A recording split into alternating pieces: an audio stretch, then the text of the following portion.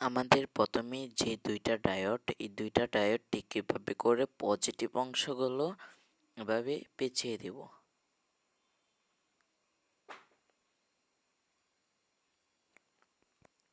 আমাদের পেঁচানো হয়ে গেলে বাড়তি অংশগুলো কাটার দ্বারা কেটে দেব। সোল্ডারিং পেজ বসিয়ে দেব। তারপরে এখানে হালকা একটু সোল্ডারিং করে দেব। তারপর আমাদের একটি ক্যাপাসিটর নিতে হবে, আমাদের 3300 মাইক্রোফ্যারাড 35 ভোল্ট।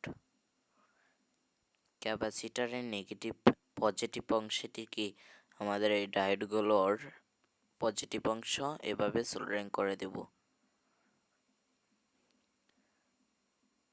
তারপরে আমাদের কাটার দ্বারা বাড়তি অংশগুলো কেটে দেব।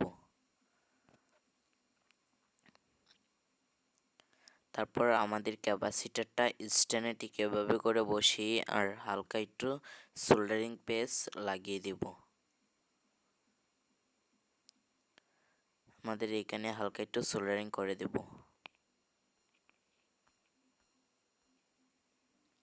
এখন আমাদের অ্যাডাপ্টারে যে 12012 রয়েছে, আমাদের 12গুলো ঠিক এভাবে করে লাগিয়ে দেব।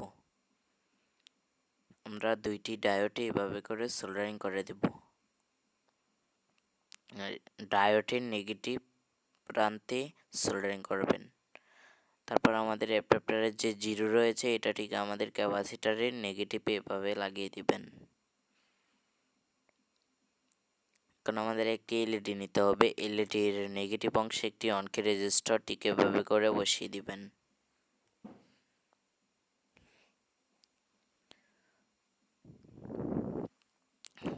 এখন যেটা করতে হবে, আমাদের এখানে এলইডির পজিটিভ ও নেগেটিভ ঠিক এভাবে করে সোল্ডারিং করে দেবেন। এখন আমাদের সোল্ডারিং করতে হবে। সোল্ডারিং করা শেষ হয়ে গেলে আমাদের আউটপুটের কেবলগুলো পজিটিভ ও নেগেটিভ অংশগুলো সোল্ডারিং করে দেব।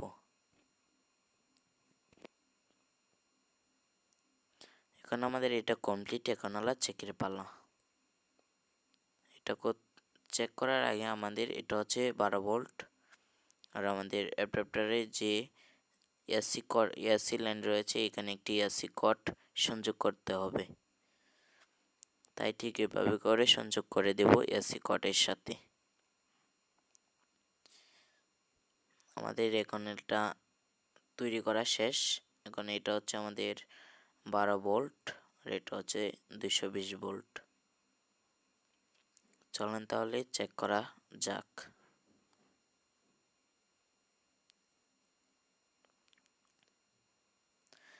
দেখতে পাচ্ছেন আমি এখন একটি, দেখেন এটা কতটা শক্তিশালী, দেখেন ফায়ার করতেছে। এটা সম্পূর্ণ 3000 মিলি এম্পিয়ারের 3000 মিলি এম্পিয়ারের অ্যাডাপ্টার। এটি দিয়ে 12 ভোল্টের 9 এম্পিয়ারের ব্যাটারি চার্জ হচ্ছে। চাইলে বড়